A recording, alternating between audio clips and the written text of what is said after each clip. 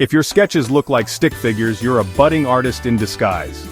Alright, let's dive into the enchanting world of Ghibli-style art. First up, focus on nature. Ghibli films love lush landscapes and intricate details.